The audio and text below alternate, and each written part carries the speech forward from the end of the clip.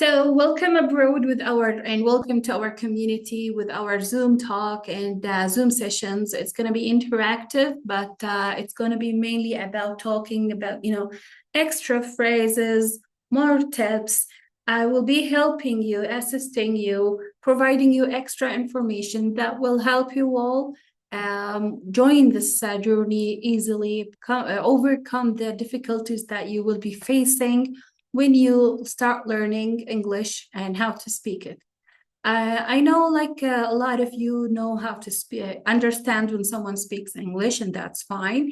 I know a lot of you can understand me right now while I'm talking, but we have the difficulty of replying to people in English. We have the difficulty of keep on going with the conversation.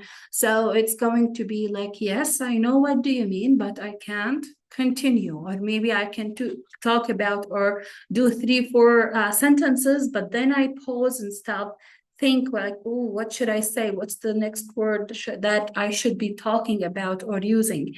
And that's where we're having the problem or the difficulties. Sometimes we think of the words in Arabic, translate it, and then say it in English, which takes like a lot of time to do that process. We forget a lot of words and phrases that we do already know how to say it in English, but we became it's became unforgetting. خلاص, you blank on it. We say blank on it. It's totally out of my mind. I can't remember it. Okay, so I'm going to start with a really quick introduction on this course and why Talk Like Alia is going to be, the number one course for you that will help you. I know most of you that try to join or actually joined into other courses in language centers, etc. But trust me, when you do 2 to 4 hours a week, only speaking English, learning grammars, vocabularies, you will miss it, you will forget it, you will blank on it, you will never remember what do we mean by this word or why we're using this word. So mainly what happened here is that we learn new vocabularies at the language center. We have a book material that we're taking it and we're learning this English language, but we forget it because we're not practicing it. We're not using it every day. So how it started actually, Talk Like Alia, this is my passion, or more like you can say this is my hobby, to learn and be able to speak 9 languages.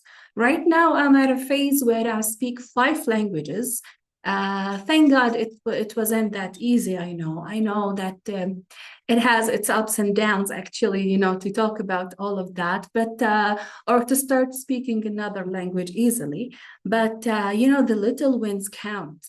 When you have difficulty in pronunciation and then you got it, you know how to pronounce those letters. Then I don't know how to remember all those vocabularies, but by practicing, I'm doing it. So I made my research back when I was at the university. I made a research why second language speakers have difficulties, what are the difficulties that they face, and how to overcome with them. Overcome with them, like I have a problem, I solve it, and I move on successfully. So this is what do we mean by Talk Like Alia course. This is why Talk Like Alia course is the one for you. It mainly focus 95% on you talking to me every day. So by practicing, that will be it. But coach, I think I always miss on how to pronounce words or how to remember what I want to say, although I know. But how can I think if you give me books or vocabularies, I can be able to speak better. Trust me, even if you do, it won't help you unless you practice. So practicing, consistency is the number one key for you. It is very difficult, I know, but that's why we're here as coaches. We encourage you, we talk to you, We give you daily encouragement, weekly support, weekly reports. See, this week you overcome this problem, for example. Move on, keep on going. See how you were talking. Now look at yourself. So with that, we're providing you with, positive energy, correcting you if needed, keeping you and pushing you forward to speak better. That's mainly what Talk Like Alia is all about, how it started. I'd like to give you a glimpse on it. Now, moving on, I would love to share with you a PDF file where we're going to have, extra phrases that will help us, to communicate when we have conversations with our with anyone you would love to talk to in English. So bear with me a second until I share my screen. Okay. So it's going to be like this with the introduction. If you want to break the ice with someone, if you want to talk to them, how you will break the ice talking in a second or third language, although it's difficult, but you want people to talk to you, but you're nervous about how to start the conversation or how to reply to common questions. Here are 4 essential phrases that we often use when meeting a new person or starting a conversation with an acquaintance. So these phrases will help you sound more natural when you greet them. This is number 1 key about course Talk Like Alia. We're only giving you the things that will help you to speak, and sound more natural, more native-like. So whatever you're going to be hearing from the native speaker, you will be talking as well. That's going to be helping you a lot. And that's also through practicing. So bear with me and look at those phrases. You know them. I know you know them. Nice to meet you. How's it going? What's up? How do you do? This is how you start a conversation. Start with it, with a question that will give the people, that will give you time. You're buying time. They will be answering your question. They will give you maybe an example. They maybe tell you like, oh, yesterday I was walking down the street, blah, blah, blah. Start talking. Now you're preparing, listening, understanding what they're talking about, having a general idea and replying, prepare to reply to them. So nice to meet you. Likewise, how you doing? And then move on.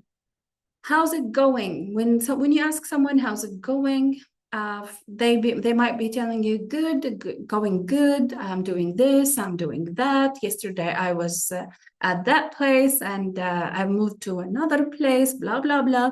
So you'll have the conversation started. What's up and what do you do? What's up and what do you do? Mainly same question, but now you have 2 ways of asking that. So if you want to keep the conversation going, we know how to start one. Let's keep it going. So in English, you find it that it ends too quickly. If you want to keep chatting, you can do this. You can show them that you are interested in what they are saying and you want to keep on going. So you can use one of those phrases. What do you think about? And then talk about whatever you want. For example, what do you think about this course? One of you might say, I think it's more practical. It's a new way. Other maybe say like, oh my God, it's so boring. You talk too much and stuff like that. So what do you think about? And talk about anything. You see, when I leave you like dots over here, I'm telling you, move on and continue on like whatever you want. This is your material. This is your course. Perhaps Muayyad wants to add whatever he wants, but Sadine wants to add whatever she wants. And that's where, the beauty of this course. I can do it as I want to. So I'm giving you questions now, giving you phrases that native speakers commonly use, and you can move on and continue about like whatever topic you want to talk about. If you want to talk about cars, I'm ready for you. If you want to talk about cosmetics, I'm ready for you too. So this is a general question that can be used in any situation, and that's the beauty of this question. Whatever the situation, you can say, what do you think about? And then you talk about it. Most people like sharing their thoughts, So asking this question can help you to continue a conversation. They will give you what do they think about the thing that you're asking, about the topic, and then you will start showing that you're interested. For example, you will express more like, oh, really? Oh, cool. I didn't know that. And then the conversation keep on going. Number two, how did you get into? How did you get into means how you started to like that thing. So be into or get into means to be interested in something. How did you got interested into something? And trust me, when we use those two phrases, it's nice. Sometimes native speakers like to speak less. They don't like to talk much. So instead of saying, how are you interested in, and then, for example, sports, you don't have to say the whole sentence. You can just simply ask, how did you get into sports? Okay, so that's nice, picking up phrasal verbs like that. And if you want to have, a short magazine, a small magazine about phrasal verbs, let me know over the WhatsApp. I will tell you more about it. I have a magazine for phrasal verbs. It's nice to catch it up. If you have learned something about a classmate or college, how you can use this question to ask about their hobbies, for example. How did you get into playing chess? You see what I mean here? You can add whatever you want to continue that question. Number three, moving on. Here we're talking about, Okay, moving on back to here. Check this out. This is a common phrase that you can use to ask someone to look at something. Check this out. We have a new discount on, for example, groceries or something like that. Check out this view. You can use this phrase to show your new friend something interesting or funny. So whatever you want to relate to something that interests you, or you sound like it sounds funny, or even like if it made you mad. For example, the news. Oh, check this out. What a bummer. Now we have more fees to add, more fees to pay, for example. So you can use check this out as a phrase to talk or refer, pointing at whatever you want, okay? Now, if you want to end the conversation and you want, of course, you want to be polite, you want to be friendly. So ending the conversation, it's best to do it in a natural and friendly way. These are 5 phrases that will help you to end it amazingly.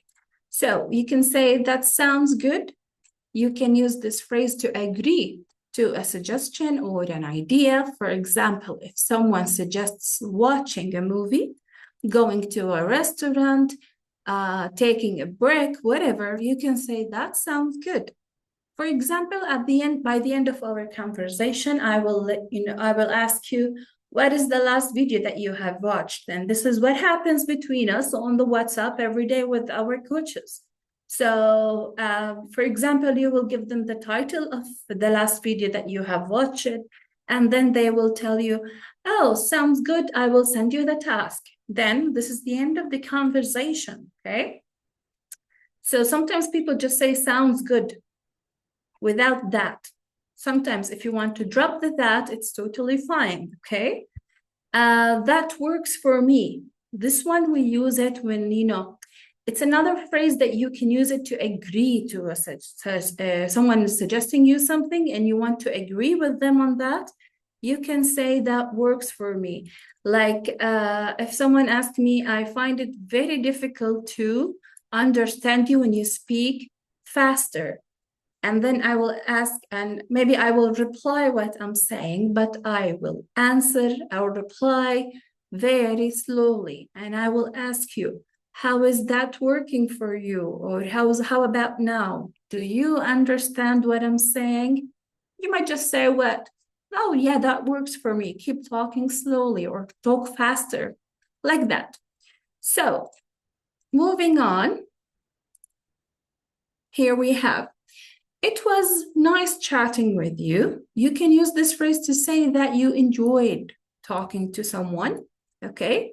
And that can be a good way to start a friendship even. It was nice chatting with you. Now what did they understand? They understand that, you're liking them. If you told me this, I will say, oh, this person liked me. And this person is like wants to be my friend, and he sounds friendly and kind, or she. So it's nice to have that phrase being spoken to someone. Have a good one. Have a good one. This is my number one phrase. I say it with every video, every reel, telling you guys all that have a good one. This is a friendly, casual way of saying goodbye. But I like to use it, have a good one, for a reason, If I say have a good one and you watch this video morning, afternoon, evening, midnight, like in any time, I'm telling you have a good one. So I'm referring to the time that you are watching me, whatever the time is. So this is what do you mean by have a good one. Have a good one. I'm heading home. I'm heading home. It's not like I'm having my head like this, pointing it to home. It's sometimes heading means going. In this case, the sentence will usually include a place. I'm heading home, I'm heading to the mall, I'm heading to the gym. But when you say home, you don't have to say to that. But when you want to go to any other place, like rather than your home, you will say, I'm heading to that, and then you mention the place, all right? So for example, I'm heading to work now. Sometimes when we need to end a conversation, we tell the other person that we need to go somewhere. It was nice chatting with you. I'm going to head to the gym, for example, or without going to, I'm heading to the gym. It was nice chatting with you. Now I'm heading to the gym, like, bye-bye, see you next time, because I have to go right now. So this is like 5 phrases to end the conversation. Now we know how to start one, how to keep the conversation going, and how to end it using, simple 4 to 5 phrases. Here, I'd like to push you forward to the next mile. I'm giving you usual questions for clarifying. If you don't understand the person in front of you what they're saying and you want them to repeat, you could use one of those 3 phrases. Could you say that again? Or what does blank mean? If I say, for example, procrastinator, and then you did not understand what do I mean by procrastinator, you will tell me, what does procrastinator mean? I will tell you, someone who keeps stalling things that he should do. Stalling مماطلة. Procrastinating or procrastination means التسويف in Arabic. You keep postponing, to أجل, whatever you have to do, okay? How do you spell that? How do you spell that? If you want the spelling, how to write it down. So this can be a useful question if you need to write a word. It can also help you remember a name that is unfamiliar for you. For example, if I tell you Cassandra, you don't know how to write Cassandra, or it's unfamiliar name, you want to remember it. So you will tell me, how do you spell that? How do you spell that? It's totally fine, by the way, to read it. How do you spell that? Or if you want to sound more like native speaker, you can say, how'd you spell that? How'd you spell that? Try to pick up the accent on the way, okay? Useful questions for polite interactions. If you want to interact with people politely, you can use those questions. Do you mind if I, and then you say whatever you want. This expression to ask if an action would disturb someone. For example, do you mind if I leave the Zoom session? Do you mind if I go outside for a while, if you're inside a lecture or something? I was wondering if this an indirect way of asking a question. If you want to ask a question, but you don't want it to be like directly you're pointing the question in front of people's face, you can use this. I was wondering if I can borrow your notes. I was wondering if you can record this session, all right? So we can use it. When you use this phrase, you have to use the next verb in the past tense. I was wondering if you wanted to watch the game with me, for example, okay? Could you give me a hand? This one is nice if you want to ask someone a hand. A hand here means help someone. I need you to help me picking up, a lot of heavy stuff. So I will say, could you give me a hand? I want to take them and put them in another way, like in another place. So I will ask you, could you give me a hand? I don't want your hand. I want you to help me picking up stuff or helping me with what I'm doing. So could you give me a hand? Means if you see someone who might need help, you can ask them like a heavy object, as I told you. Can I give you a hand with that? If you want to offer help, can I give you a hand? But if you want to have the help, you will say, could you give me a hand? Okay, see here the difference. When we are asking for help, we usually use could because it sounds more polite than can. This is an extra tip for you.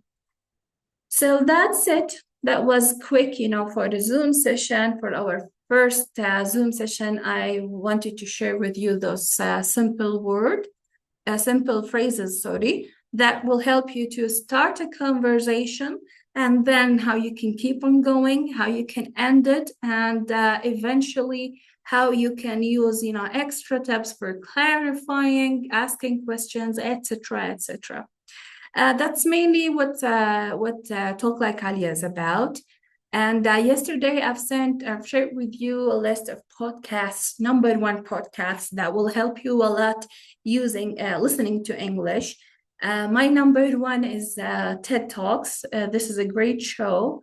You can find subtitles, you can find transcription, you can slow it down so they start speaking very slowly or very fast. You can move it forward, and that will be a good improvement of your listening skill. And another tip, like my last tip for you, when it comes to listening skill, it's nice. It actually helps you like 60% to start speaking better. So this is it. Remember, if you want to speak more likely, speak more fluently, faster, you have to listen. Every day, 20 minutes of your day will improve you and enhance your English spoken language so bad. And so bad means so much, like very much. So yeah, this is it. Listen every day, 20 minutes. Listen, repeat with them, try to imitate, أقلد how they are talking, how they are speaking. With the daily practice, daily follow-up, we're talking every day with each other's. That will help you and will get you to your fluency in a short time. Mainly, this is our Zoom session. Now I will answer your questions. If you have any questions, anything you'd like to share with me, I will be more than happy to listen to all of you.